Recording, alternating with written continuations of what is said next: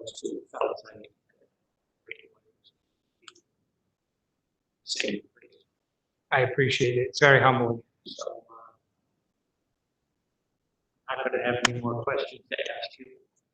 Hope you don't change the road. I hear stories from lawyers saying he's finding lawyers for being late, or he's finding people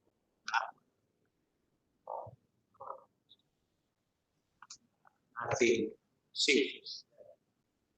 The nominee for the probate court state that public hearing to find people that hurt. Also find lawyers. Yeah. Another court can be called the court itself.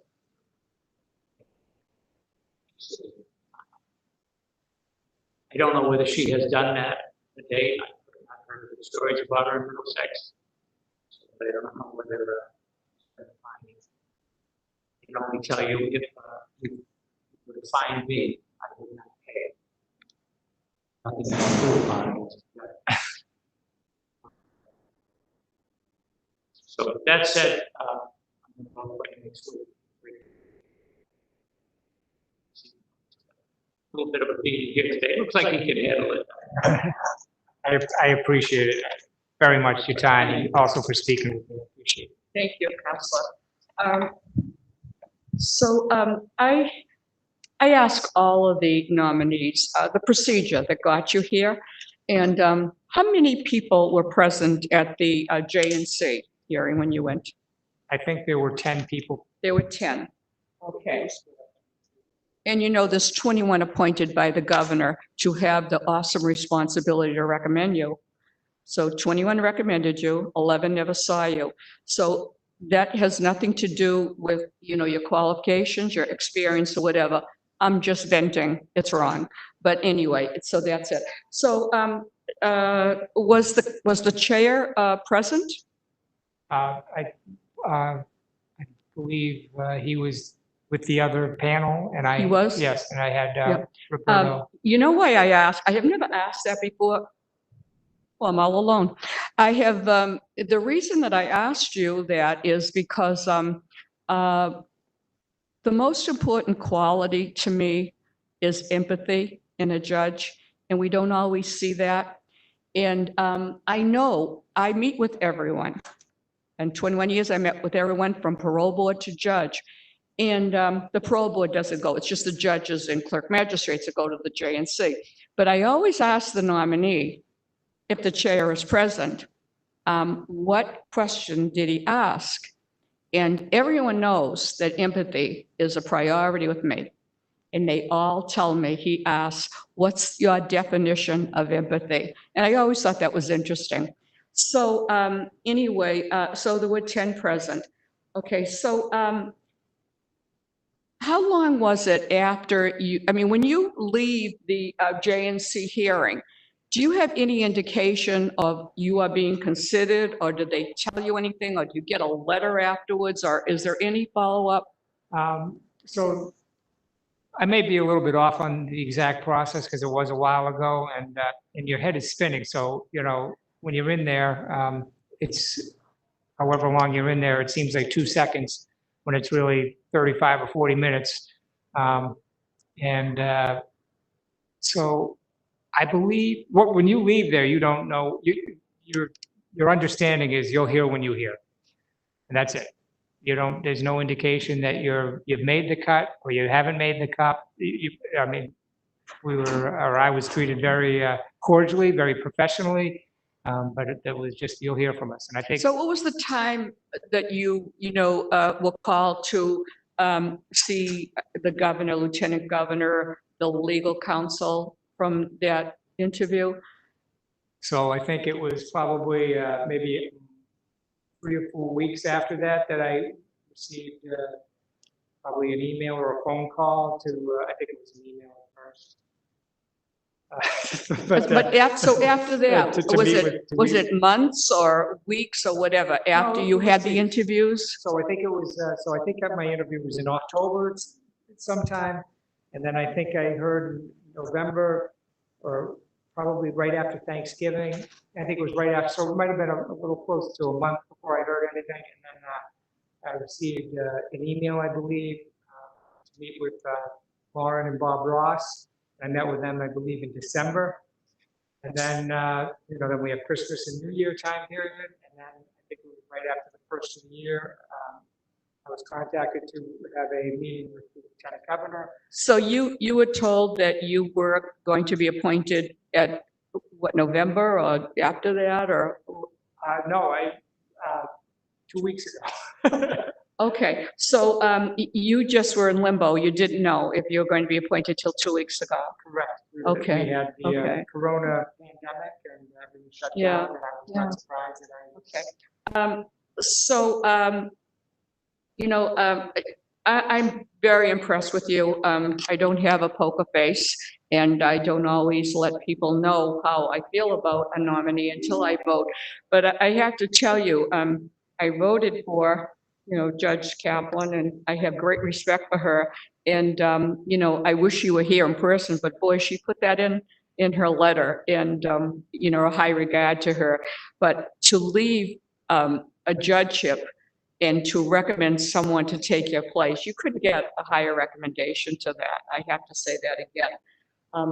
The thing is that what I was impressed with, one of the things that you said, a judge must be able to admit when he does not know the answer and have the courage to be able to ask counsel to explain themselves or consult more experienced judges for advice. That's excellent. That, that's what I'm looking for, And I have to tell you, it is so unique. And I have to mention, I am absolutely astounded. No contributions. Thank you. Your son gave to himself running for school committee. Sorry he didn't make it. But that tells me something. You didn't, you got here the old-fashioned way, by your experience, by your qualifications. And, I'm and the other thing is that I like your age. I like that you're bringing life experience to the bench. I've been here when this council has voted for someone 42 or whatever. That's not what we need. I don't think that they really have the life experience. And you know what it is to bring a family up in 5. I have 4. I know what that involves. And so, I appreciate that. And your community work, I'm impressed with that you've taken the time with that. I'm going to ask you, well, 2 of the things I'm going to ask, I know personally, and I'm concerned. My late husband was a firefighter, and this was a friend of his. And this was long after my husband died. But anyway, this firefighter's wife, Lisa, called me, and she was so concerned. They had been married 7 years, and they couldn't have children. And they adopted a 10-year-old and 12-year-old, 2 boys, biological boys, brothers. And after a year, after they adopted them, they were at the family table eating, and the older boy said to the mom and dad, Lisa and her husband, well, first of all, let me go back. The probate judge allowed the biological father to have visitation rights with the 2 boys. And so the older boy at the supper table said that the father has continued to sexually molest them. And the younger boy said, no, you're not supposed to say. Daddy said not to say. So they went to the judge who gave the visitation rights. What would you have done? And then I'll tell you what happened.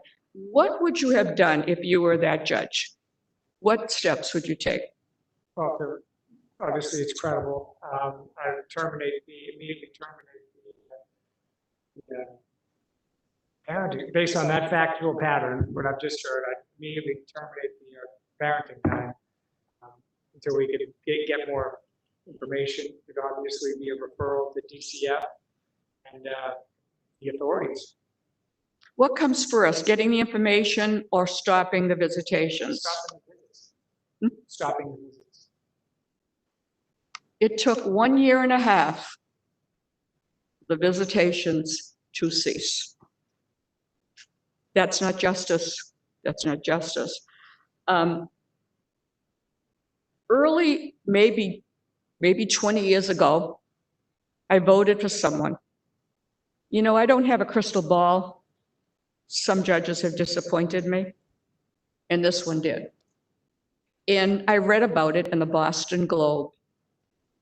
She had a woman who was divorced with 3 little toddlers who was asking to move to Oregon with the children. Now, looking into this case, the father had been devoted. He only lived 1/4 mile away from them. He used to see the children almost every day. Christmas Eve, he would stay overnight so that he could be there Christmas morning when they woke up to see what Santa brought. She had no relatives in Oregon. She had no job waiting. She had no friend there. What would you have done? Would you have allowed her to go to Oregon with the children? Based on those, to live permanently? Based on those facts? No. Well, she did. And you know, I don't even have to know those people, but it seems to me it's vindictive. And now that father is divorced from his children. There's no way from Boston you're going to see your children on a regular basis that are in Oregon. So to me, this is a very important court, very important. And, removal. You've had a lot of removal cases, haven't you? That concerns me because what is so upsetting to me is that they return these children that have been, who have been, assaulted, have been verbally abused in every way. And then they say the mother's, she's okay now, over the drugs and everything, and they send her back. And then they have to take the child from them. So what is your experience in deciding whether it should be a definite removal from that parent? So are you talking about termination of parental rights? Or that has to be unfitness. There has to be parent has to be unfit. But those are fact-specific cases. They're brutally hard cases. You have to think about in my opinion, paramount the interest of the child. They also have to balance that with the opioid crisis. A lot of these cases have that issue. So terrible. Unfitness. And if you take the child away, where is the child going? That's another important. Critically, is it going to his grandparents that have been involved with the child for years and years? That's almost an easy call, right? Or is the child going to go to strangers? Cases of a woman staying with this man who was sexually abusing her child. That's a removal that. That there's no question that, that child should remain. But what has been your most rewarding case that you've had? Oh, there've been a lot of very rewarding cases. The two that came to mind, or one that came to mind earlier was, which I hadn't thought about in a long time, but I do remember, was an attempt to remove a child out of the Commonwealth. There was a guardian ad litem appointed who suggested or recommended that the mother be allowed to move the child. And it would have been absolutely devastating. We were able to point out to the court that was not the appropriate standard had not been met, and that the best interest of the child really dictated that the child stay here. That's how it worked out, and the child's doing well. Another family. She's still in contact with the child. My client encouraged that. So I guess that would be one of them. I mean, there's been so many people. I mean, one of the most rewarding things about this practice is that 99 out of 100 times, love my client. We're on the same side. We're, going through this together. I think was it Judge Hurley who noted yesterday or noted earlier today that we see the best clients at the worst of times, and it's so true. And we go through it. So I mean, it's one case. All of the cases are great. I have one great case ongoing right now that I'm going to have to transition, but to be there helping people when they're going through the worst times of their life, when they're trying to start over, it's very rewarding. I can't just pick out one case. There's so many cases. To pick out one would be to cheat the other. Well, I had said to you when we met, I think it was 4 hours. I think, usually we time. close the diner down. Yes. I But, enjoyed it. yeah, because they close it too. But, the one thing that always concerns me is, and I know that a nominee can't put everything in the JNC, questionnaire, but I want to know the rest of the story, like it's on appeal or it's being, considered, all of that, being finalized. And one of them that comes to mind, I won't go through all of them, is the one where the wife is afraid that the husband will bring the children to Lebanon and not return. And it ends up, the terms are being finalized. So I want to know what's the rest of the story. The rest of the story is that we did not have to try that case. We did settle the case with the help of Judge Barber, and they are divorced. And thank you for coming. It was very good. Thank you. And they're doing well. And he did not abscond with the children. And there are some financial issues in that case because when you take one income that is supporting one household and now it's supporting two households, both sides, both parties are economically. You see movies about this, about, a husband saying, I'm just going to go visit, and then never returns with the children. And I'm just wondering, is there a follow-up? What happens to this with this kind of a case, Yeah, well, in that case, that has not happened.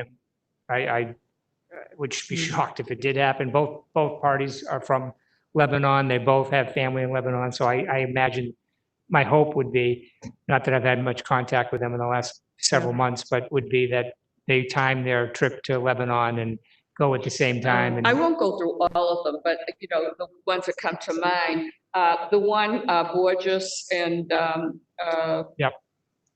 and McKay, Yep. that one was about they have shared legal and physical custody of their son, and there again, the mother filed a complaint seeking to remove the child out of state. Now, I don't know what the end of the story is. It just says, granted the father physical custody to ensure the stable environment. So it doesn't say where the children are or what. They're in Wilmington. Last I heard, they were in Wilmington, doing well. Mother's in southern New Hampshire, and still has contact with the child and doing well. Everyone, Right. And that's one of the cases that turned out well.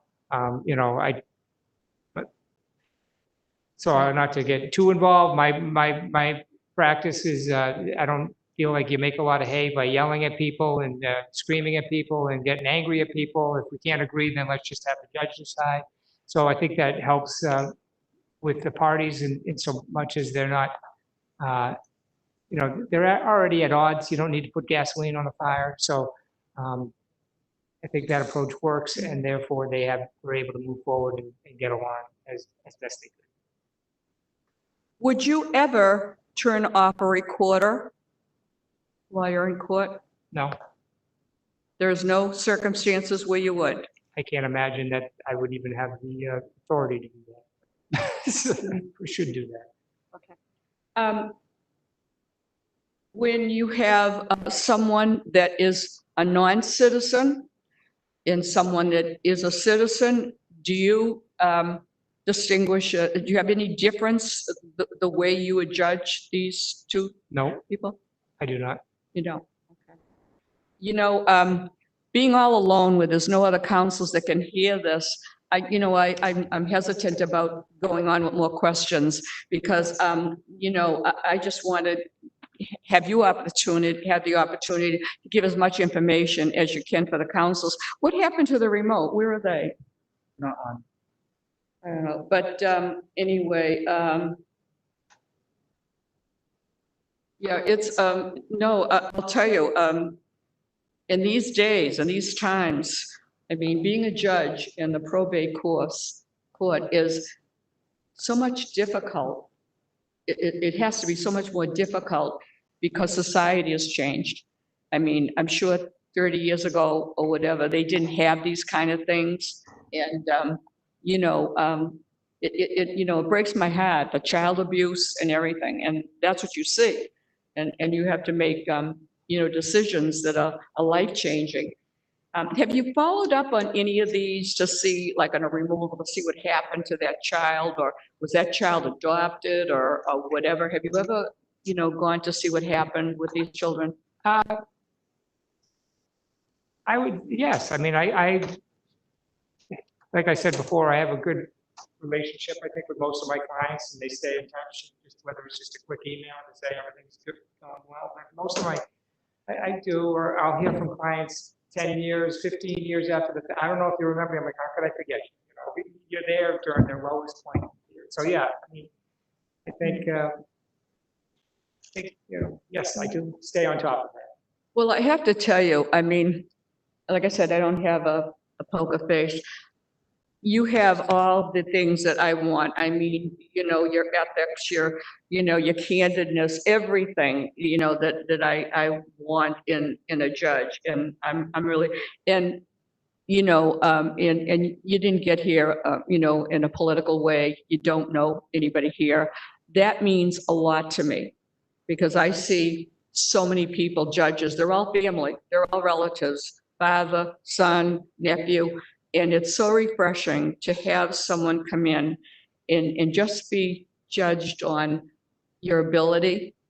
And, I just hope that we can get more people like you that will come through because it's important. Because lawyers talk to me and they tell me about some of the judges and clerk magistrates that have come through that are the coach of someone or gone to legal law school or whatever.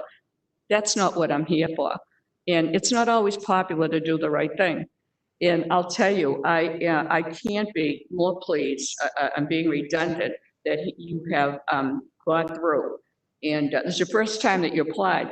And the other thing I wanted to mention is that you have your own law practice for 20 years. 20 years, isn't it? Yep. That tells me, you had a responsibility to pay the bills, to shovel a walk, to, when things break down, you have to pay for them, where it's nice if you just had all experience in district attorney or, attorney general. But you know what? You're halfway there. The police give you the report and, you're there to win. You're there to win for the organization that has employed you. But for you, you have personally invested in yourself. And, I can't even imagine the first day that you, open that door waiting. I don't even know. That must be a little scary to know, what have I got myself into? How am I going to get clients? That is an amazing thing to me. But I like that. I like that you're in private practice. And maybe, I'm not a lawyer, but I go to court. I've gone to, on parole board hearings. I'm very involved because I am the only counsel that is full-time. And so I really invest in this. And it's very important for me to have the right people, and, it just, everything about you. But I'll tell you, I don't know what's going to happen now in this pandemic. Are you going to be able to go to court when appointed? Yes, the court is doing a lot of. Will they start trials soon? Trials are starting, I think, July 13th. And I think a lot of stuff is going to continue to be done remotely. I think once we get the technology down, it's going to hopefully streamline things and we will catch up on the backlog. But I think, Now, there's been such a reluctance to embrace the technology. Now we have to embrace it, so now we can use both. how many trials have you had in your career? Actual day trials, I'd say between 15 to 20. That doesn't include like contempt and evidentiary hearings or restraining orders and things like that. But beginning to end with a judgment that enters at the end. And cases in your career, how many cases? Oh my gosh. 1,500 maybe? I couldn't even, I never even thought to count. Yeah. Wow. 1,000. Well, that's good to hear. This council voted for someone in the Superior Court that had 6 cases. So, I mean, I know from what I speak, and I can't be happier that you applied. And I'm glad for the people that urged you to apply, Anyway, so what, with your experience, what do you feel you have to learn first going into the probate court as a judge this time, not as an attorney? Well, there's going to be a significant learning curve, I'm sure. But, I think I have I know where to stand. I know where to sit. I know what to do. I'm as a city council president, I know how to organize a courtroom, but, really managing I have the time management skills, but I've never been in this position. So I think the learning curve will be huge. I think I will have to rely on the fellow judges, just how to best manage our schedule. Because, at first blush, you think, well, why can't I put a trial on this day, on this day, this day? And then they'll say, well, don't forget you have to do the contempt hearings, you have your status conference. So there's a lot. I think mostly it's not going to be the stuff that's actually in the courtroom, listening to people What about appeals? How would you, if someone wants an appeal, are you open to appeals? Absolutely. You have to have the courage to make the decision that you feel is right. And not always are you going to make the right decision that both parties are going to like. So you have to be prepared to be appealed. That's the answer I wanted. We had someone before us and someone made a hypothetical situation. Someone was, it was going to a relative's wedding and that, would you allow an appeal? And she said, no. I couldn't believe it. I almost fell off my chair. She said, no. So, I think that's where you have compassion, you have empathy, caring, and that has to be part of a judge, I really believe, For sure. So the other thing is, what can you do? Have you any way to do anything about, everybody comes in at 9 o'clock. And there's people that are gonna wait and wait. And I feel you have more empathy for that person who's coming in with an attorney because that it's costing them money. And is there any way that you can get that person ahead of someone else? Or how do you do that? Is there any way that you can change it? Because I know that's a big problem, people waiting. Well, so that's, since I've been practicing for 29, almost 30 years, that's been an issue. The court has tried to address it by doing staggered times. But someone's coming from another court or someone, so it doesn't always work. There are benefits to having everyone checking in at the same time and getting in there, because that gives the parties or the attorneys an opportunity to talk. You would think that we always talk in advance and try to work things out, and that's why we're at court, because we couldn't work it out. But sometimes people being there really helps convince people that, well, okay, maybe I ought to We haven't talked about drugs, and we know, 30 years ago, they didn't have the problem that we have, opioids and all. I have been trying to get the legislators to vote for more drug centers, and last count, I think we have 3. I think we have 1 for women, and the men don't want to go to a prison, to Billerica. So what can you do to advocate to have more drug centers? Well, drug treatment centers, I should say. I guess that's a good question. As a judge, I can speak out about it. I can go to conferences and speak, and I'll be in a much better position once I'm on the bench and I observe it, because a lot of what we hear is anecdotal. I have seen it in my cases, I will say. I've seen several times where there's been one parent who's addicted or now Well, on Suboxone. You know, all of us can say that we know someone, but I have two close friends who lost sons of drug overdose on heroin. And they were good kids. They were good guys. They were young men and really tried. Were trying to get to help. And I know their mothers were going to classes and everything, but it just isn't enough for them. It wasn't enough. And so that's what I'm thinking, you know, why doesn't it change? It doesn't matter what legislation they have on drugs if you don't have a treatment center to send them. Right. What's the point, you know? Right. I've seen it. I've seen mother lose her children because she. Have you been involved in any of the drug courts? What do you think of them?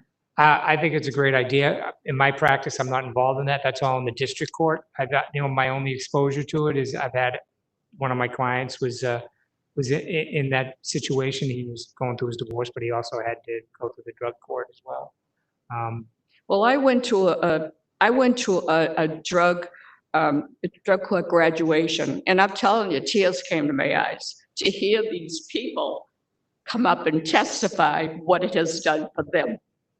Drug addicts. Yep. It was unbelievable. So, I mean, that's what I try to do. I want to know what's going on. You know, all of these courts, all these specialty courts, do they have value? And I found out they do. They do. They for sure That do. absolutely. I mean, it has changed lives. It really has, you Right. know? Yeah, it's a total different animal. I mean, and when you take a step back, you realize these people would certainly not be on this drug if they could get off of it. So once you know that, it's not, at a certain point, it's no longer voluntary. It's Yeah. involuntary. So. But I mean, you know, being there, you know, at this graduation and they're hugging the judge and everything, I'm saying, this is marvelous. This is just what it should be, you know, and it maybe wouldn't lose so many for drug addiction, you know. But look at, you've had, a long day, and I really appreciate it. And I most appreciate you spending 4 hours with me. I enjoyed it. It was a pleasure. And I hope you take your wife and kids and have a Belgian waffle. I bragged about the Belgian waffle. I want to thank you, And all I the told you counselors. that, it doesn't affect my vote for you whether you had it or not. I told you that. You did.